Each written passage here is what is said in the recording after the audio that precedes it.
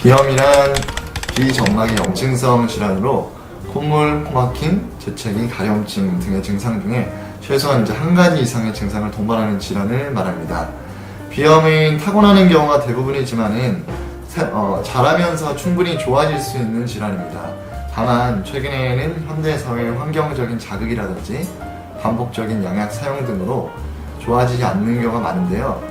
최근에는 다양한 한의원 치료를 통해서 충분히 좋아질 수 있습니다.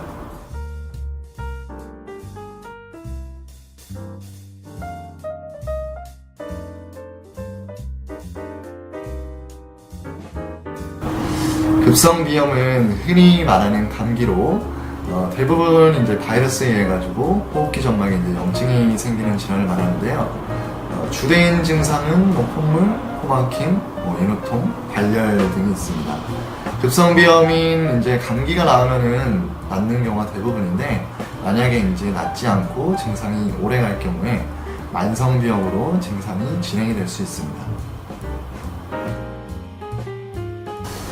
만성비염은 급성비염이나 알레르기성 비염이 오랜 기간 동안에 낫지 않고 그로 인해 코점막이 건조해지고 코 점막의 탄력성이 떨어지는 것을 말합니다.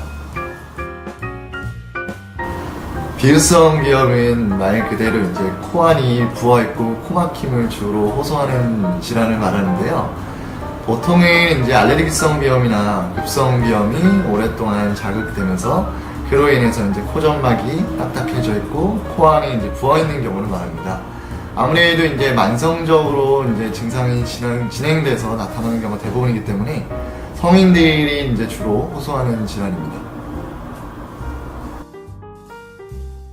비강 폴립은 비강 점막 내에 양성 종양이 생기는 것을 말하는데요. 보통은 여러 개가 한 번에 생기기도 하고 저절로 소실되기도 합니다.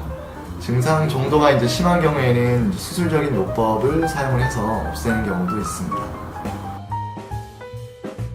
위축성 비염은 코 점막이 위축되어 있는 경우를 말합니다.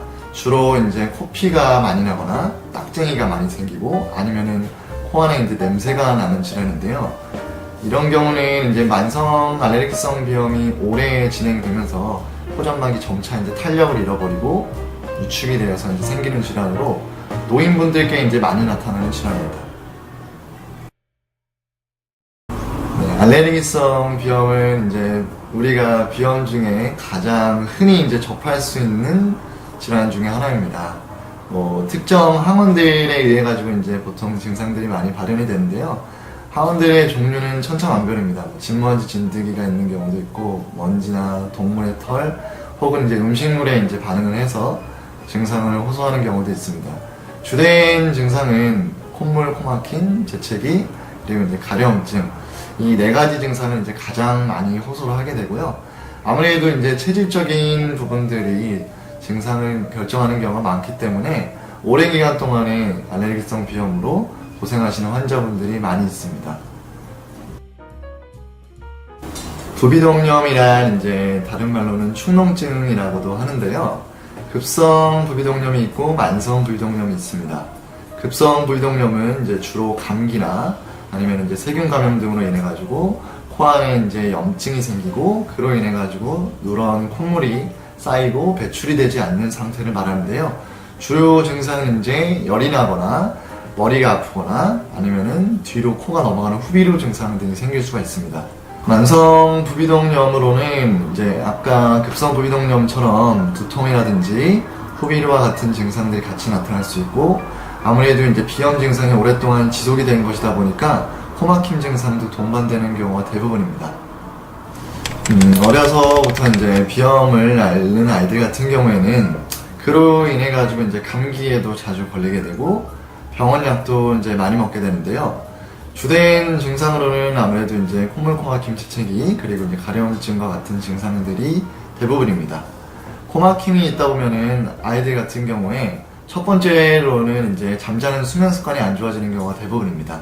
코골이라든지 입을 벌리고 자는 수면 습관, 그로 인해 가지고 얼굴형이 변할 수도 있고 만성적으로 피곤함을 호소하기도 합니다. 또한 코막힘이 있다 보니까 아이들이 음식의 맛도 제대로 못 느끼는 경우가 많고, 그로 인해서 식욕 저하가 따라오기도 합니다.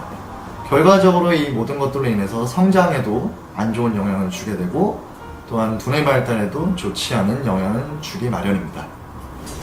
청소년기의 아이들 같은 경우에는 아시다시피 이제 대부분 공부하는 시간이 많고 책상에 앉아있는 시간이 많습니다. 아무래도 이제 좋지 않은 자세를 계속 취하다 보니까 경추가 이제 고르지 못한 경우가 많고요. 경추의 정렬이 이제 고르지 못한 경우에 그로 인해 가지고 이제 비염 증상이 안 좋아지는 경우가 대부분입니다. 또한 학업 스트레스가 워낙 많다 보니까 아이들이 이제 스트레스로 인해 가지고 머리에 이제 열이 차는 경우도 많고 그로 인해 가지고도 비염 증상이 악화되는 경우도 많이 볼 수 있습니다. 알레르기성 비염이 있는 청소년들 같은 경우에는 아무래도 이제 코에 계속 손이 가고 킁킁거리는 증상들을 많이 볼 수가 있습니다. 그로 인해서 집중력도 저하되고 학습 능력까지도 이제 떨어지는 경우가 많이 있습니다.